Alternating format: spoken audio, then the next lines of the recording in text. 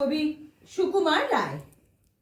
মাগো, প্রসন্নটা দুষ্টু এমন খাচ্ছিল সে পরোটা, গুড় মাখিয়ে আরাম করে বসে। আমায় দেখে একটা দিল, নয়কো তাও বড়টা, দুইখানি সে আপনি খেলো কষে। তাইতে আমি কান ধরে তার একটুখানি পেঁচিয়ে কিল মেরেছি, হ্যাংলা ছেলে বলে।